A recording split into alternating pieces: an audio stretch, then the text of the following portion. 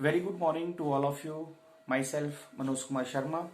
You are most welcome in this online video of Plus One Accountancy.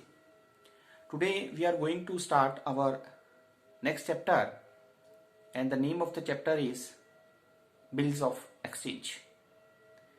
In this video, we will discuss what is the meaning of bills of exchange, the features of bills of exchange, the format of bills of exchange and the parties of bills of exchange.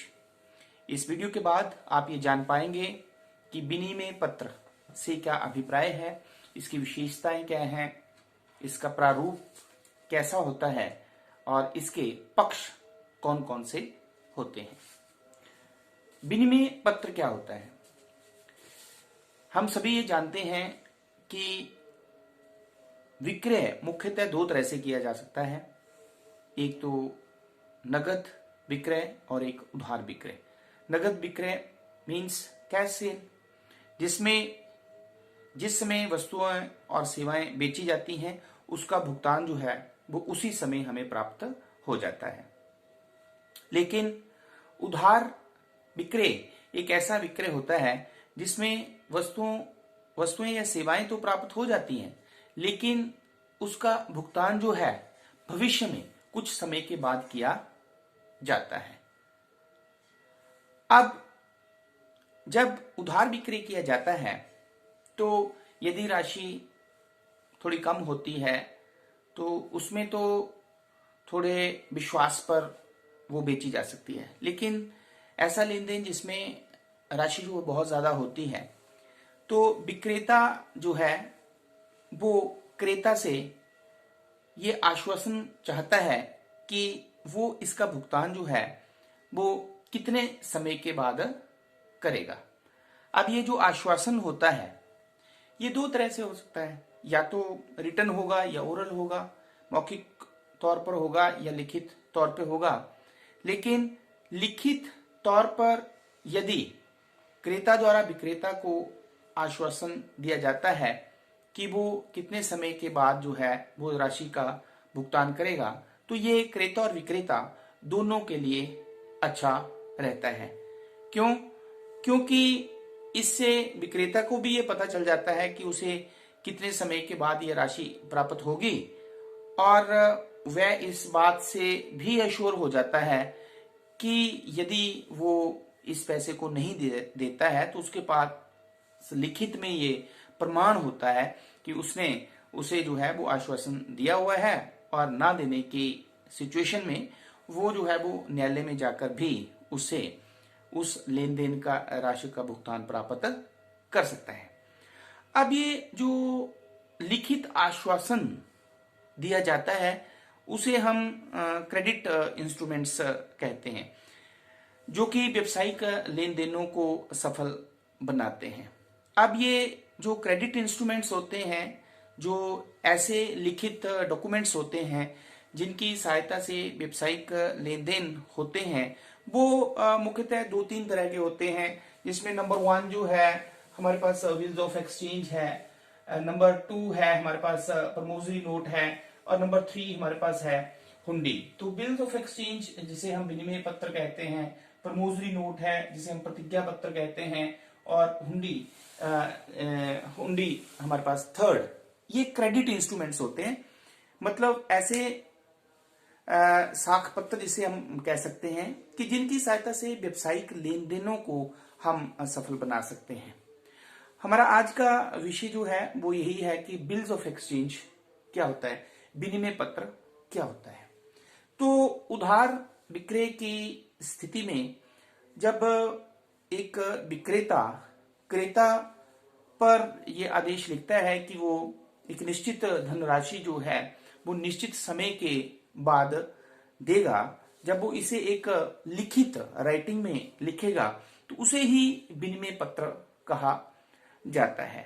So now we will discuss what is the definition of bills of exchange. This definition is given under Indian Negotiable Instrument Act 1881, and the definition is A bill of exchange is an instrument in writing an unconditional order signed by the maker directing to pay a certain sum of money only to or to the order of a certain person or to the bearer of the instrument. विनिमय पत्र एक शर्त रहित लिखित आज्ञा पत्र होता है जो लेखक द्वारा हस्ताक्षरित होता है और जिसमें लेखक किसी व्यक्ति को ये आज्ञा देता है कि वो एक निश्चित राशि एक निश्चित व्यक्ति को या उसके आदेशानुसार या विनिमय पत्र के धारक को दे। तो उधार विक्रय की स्थिति में जब विक्रेता द्वारा, लेखक जो होता है वो विक्रेता होता है, तो विनिमय पत्र एक ऐसा पत्र होता है जिसमें एक व्यक्ति द्वारा दूसरे व्यक्ति को यह आदेश दिया जाता है कि वह एक निश्चित राशि को निश्चित समय के बाद उसे स्वयं को या उसके बताए हुए व्यक्ति को या जिसके पास वो विनिमय पत्र होगा उसे भुगतान करे। तो इसे हम जो है वो विनिमय पत्र कहते हैं। Now we will discuss the some features of bills of exchange. The first one is विनिमय पत्र लिखित रूप में होता है। It is always in writing. जो बिल्स ऑफ एक्सचेंज होता है वो हमेशा राइटिंग में होता है, ऐसा पत्र जिसमें लिखा हुआ होता है। It is in writing. Second is यह पत्र एक निश्चित राशि के लिए लिखा जाता है। तो मैंने आपको कहा कि एक ऐसा पत्र होता है जिसमें एक व्यक्ति दूसरे व्यक्ति को आदेश देता है कि एक निश्चित राशि का भुगतान एक निश्चित समय के बाद वो करे। तो मींस इसमें एक फिक्स अमाउंट जो है वो लिखा होता है। यह शर्त रहित पत्र होता है, यह unconditional, it is N unconditional order. ये एक शर्त रहित पत्र होता है। शर्त रहित का यह मतलब ये है कि इसमें कोई शर्त नहीं लगाई होती कि आप मेरे से इतनी गुड्स और खरीदेंगे तब आप पैसे देंगे, या मतलब किसी भी तरह की कोई ऐसी शर्त इसमें नहीं लगाई जाती है। ये शर्त रहित होता है। इसमें लेखक द्वारा राशि के भुगतान की आज्ञा दी होती है। It is order, it is a order by the maker to pay a certain sum of money. ये विनिमय पत्र जो है वो एक आज्ञा होती है, रिक्वेस्ट नहीं होती है एक, ठीक है। ये एक आज्ञा होती है एक व्यक्ति द्वारा दूसरे व्यक्ति को कि वो एक निश्चित धनराशि जो है वो निश्चित व्यक्ति को या उसे स्वयं को या जिसके पास वो विनिमय पत्र होगा उसे वो दे, ठीक है। तो मींस ये एक आज्ञा होती है, it is an order. Then ये लेखक द्वारा हस्ताक्षरित होता है। तो जो विक्रेता होता है जो इस विनिमय पत्र को लिखता है, लेखक मतलब जो इसको लिखता है, it should be signed by him, इस पर उसके हस्ताक्षर होने चाहिए। देन विनिमय पत्र में लिखी राशि का भुगतान या तो मांग पर या निश्चित अवधि के पश्चात होता है। तो ये जो बिल्स ऑफ एक्सचेंज होता है इसमें जो राशि लिखी गई होती है उसका भुगतान दो तरीके से किया जाता है। या तो मांगने पर, मतलब उस विनिमय पत्र को जिसने पैसे देने हैं उसके पास ले जाकर कि आप मेरे को पैसे दे दो, और नंबर 2 या जो उसमें डेट स्पेसिफाई की हुई है उसके निश्चित स्पेसिफिक पीरियड जो है उसके बाद ही इसका भुगतान प्राप्त होता है। देन विनिमय पत्र पर देनदार की स्वीकृति आवश्यक होती है। तो देनदार मीन जिसने पैसे देने हैं, देनदार the person to whom goods are sold on credit, जिसको उधार माल बेचा गया है या जिसने पैसे देने होते हैं उसको देनदार हम कहते हैं। तो देनदार की इस पर एक्सेप्टेंस होना बहुत जरूरी है, मतलब he should be agree on this to pay this amount after a fix period, ठीक है। तो जो जिस व्यक्ति ने राशि का भुगतान करना है उस व्यक्ति की स्वीकृति, सहमति जो है वो इस विनिमय पत्र पर होनी बहुत आवश्यक होती है। देन विनिमय पत्र का भुगतान या तो लेखक को स्वयं या उसकी आवश्यक आज्ञा अनुसार किसी अन्य व्यक्ति को या विपत्र के धारक को किया जाता है। तो ये विनिमय पत्र का जो भुगतान होता है इसमें जो राशि लिखी होती है उसका भुगतान देखो या तो उस व्यक्ति को स्वयं को जिसने वो लिखा है, या जिस व्यक्ति का नाम उसमें लिखा हुआ है उसको, या जिसके पास वो विनिमय पत्र होगा उसको किया जाता है। तो these are the some features of the bills of exchange. Now we have the third concept is what are the parties of the bills of exchange, कि विनिमय पत्र के पक्ष कौन कौन से होते हैं। So we have three parties. How many parties? Three parties. Number one is drawer, जिसे हम ड्रॉर लेखक। नंबर टू इज ड्रॉई, जिसे हम एक्सेप्टर भी कहते हैं, स्वीकर्ता। Then the third one is payee, जिसे हम प्राप्तकर्ता कहते हैं। Now the first, who is drawer? लेखक कौन होता है? The person who sells the goods on credit, वह व्यक्ति जो उधार माल बेचता है। या the person who has to receive the money, वह व्यक्ति जिसको पैसा लेना है, वही व्यक्ति लेखक होता है। लेखक वह व्यक्ति होता है जिसको पैसे लेने हैं या जिसने उधार माल बेचा है, वह व्यक्ति लेखक होता है। Then the second is drawee या एक्सेप्टर, वह व्यक्ति जिसको उधार माल बेचा गया है या जिसने पैसे देने हैं। The person to whom the goods are sold on credit, या the person who has to pay the money, वह व्यक्ति जिसको उधार माल बेचा गया है या जिस व्यक्ति ने पैसे देने होते हैं, वह व्यक्ति कौन कहलाता है? ड्रॉई, या जिसे स्वीकर्ता भी कहते हैं। द थर्ड वन इज पेई। पेई मीन्स प्राप्तकर्ता। The person who has the right to receive the money, वह व्यक्ति जिसको पैसे मिलने हैं। तो मोस्टली जो होता है वो लेखक ही क्या होता है? पेई होता है। But in some situations the drawer is not a payee. अब वो कैसे होता है वो मैं आपको एक एग्जांपल की सहायता से समझाता हूं। मान लो ए सेल्स गुड्स टू बी, ए ने बी को माल बेचा। इसका मतलब क्या हुआ कि पैसे किसने लेने हैं? ए ने लेने हैं ना। तो who is A? A is drawer. A जो है वो लेखक होगा। इस बिल को लिखेगा कौन? Mister A. ए मीन्स लेखक, means who sells the goods, means who has to receive the money. किसको माल बेचा उसने? बी को। It means who is acceptor या who is drawee? B is drawee. ठीक है, B is drawee means the person to whom goods are sold on credit, या the person who has to pay the money, वह व्यक्ति जिसको उधार माल बेचा गया है या जिसने पैसा देना है, वो क्या कौन सा व्यक्ति हुआ? एक्सेप्टर या स्वीकर्ता। अब now the third is which we are going to discuss, it is payee. Pay means प्राप्त करता। तो अब आप देख सकते हैं कि अगर ए ने गुड्स बी को बेची है तो ए ही ड्रॉर हुआ ना, और ए ही पेई हुआ। ए ही कोई, जब ए ने बिल को लिखा है, इसको विनिमय पत्र को, उसने ही पैसे लेने हैं। But suppose we take a example here. Suppose here situation है C sells goods to A. C ने पहले ही ए को गुड्स बेची हुई है। Is it clear? सी ने किसको बेची हुई है? ए को पहले ही बेची हुई है। और ए ने किसको बेची है? बी को। तो बी ने तो ए को पैसे देने हैं, ठीक है, लेकिन ए ने किसको देने हैं? सी को पैसे देने हैं। तो इस केस में क्या होगा कि बिल लिख तो कौन रहा है? ड्रॉर लिख रहा है, लेकिन इस बिल का, ये जो बिल लिखेगा वो, इस बिल की पेमेंट वो किसको देगा? सी को देगा। It means C has the right also to receive this bill money. तो सी को इस बिल का पेमेंट रिसीव करने का राइट है। तो मीन्स इस केस में C is, who is C? C is payee, प्राप्त करता। तो कुछ केसेस में व्हेन द बिल इज जब ए ने देखो बी से पैसे लेने हैं लेकिन ए ने सी को पैसे देने हैं।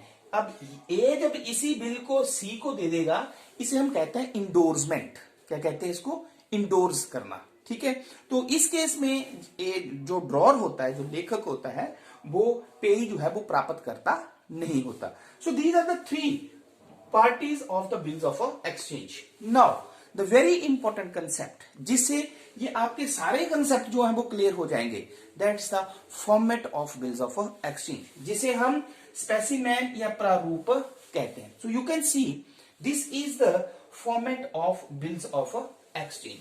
सो at the top we will write the amount of the goods sold. जैसे A sells goods to B for ₹1000. कितने की गुड्स बेची हैं?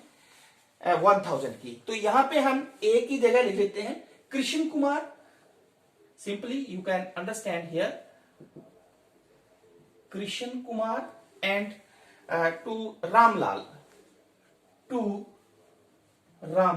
Here you can take Ramlal. तो देखें आप बड़े easily try to understand. Krishna Kumar sell the goods to Ramlal for ₹1000. Krishna Kumar ने रामलाल को 1000 रुपए का उधार माल बेचा on credit. Now how the bills of exchange should be written. Now this is the bills of exchange.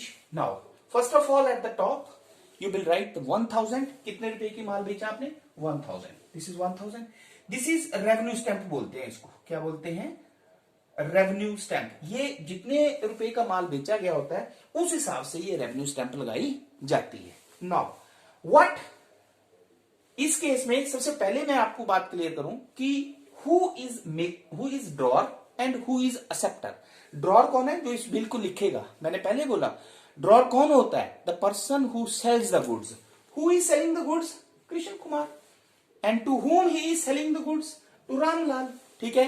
तो इसका मतलब इस बिल को कौन लिखेगा? इस बिल को लिखेगा मिस्टर कृष्ण कुमार. ओके. तो who is drawer? Mister Krishna Kumar is drawer. And who is acceptor? Acceptor mean स्वीकर्ता. The person to whom goods are sold on credit. तो रामलाल को गुड्स बेची तो रामलाल जो है वो एक्सेप्टर होगा, ड्रॉई होगा. तो कृष्ण कुमार इसको कैसे लिखेगा?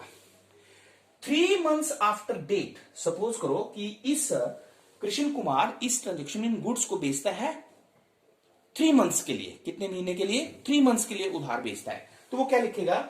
3 months after date pay to us or our order the sum of ₹1000 only for the value received.